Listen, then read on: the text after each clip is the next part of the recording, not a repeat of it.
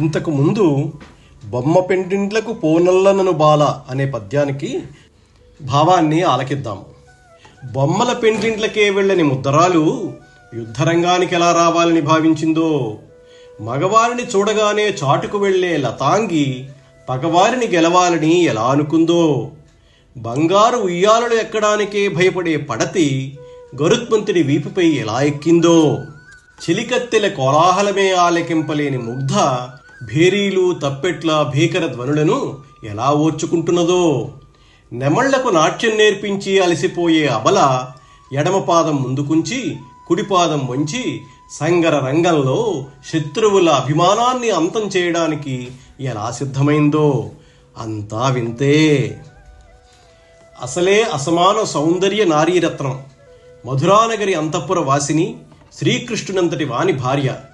హంసతూలికా తల్పములు, బంగారు తూగుటుయ్యలలు, నానావిధ భూషణ లేపనాదుల సౌఖ్యాలకు ఆలవాలమైన జీవనశైలి. అట్టి కాంతామణి కఠోర భీకర రాక్షసమూకలతో యుద్ధానికి వచ్చిందట. అది కేళీ వేదికలపై నుండి చెలులతో చేసే లీలారణరంగం కాదు. ఎత్తున ఎగురుతూ ఉండే పక్షీంద్రుని మూపున ఉండి అస్త్రశస్త్రాల పరంపరలతో ఏమరుపాటన్నది లేని అరివీర భయంకర యుద్ధం.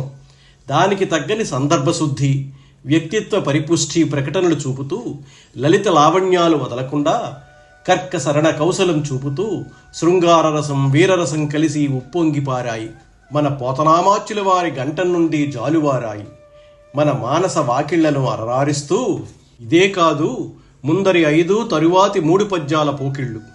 వీణె చక్కగ పట్ట నెరవెరుంగని కొమ్మ బాణాసనం బెట్లు పట్ట నేర్చే, మ్రాకున తీగె కూర్పంగ నేరనిలేమ గుణమునే క్రియదనుకోటి కూర్చే, సరవిముత్యము క్రువ్వజాలని అబల ఏ నిపుణత సంధించే నిశిత శరము, చిలుకకు పద్యంబు సెప్పనేరని తన్వి అస్త్రమంత్రములెన్నడభ్యసించే, పలుకుమనిన పెక్కు పలుకని ముగుద ఏ గతిను నర్చే సింహగర్జనములు, అనగమెరసె త్రిజగదభిరామ గుణధామ చారు సత్యభామ సత్యభామ.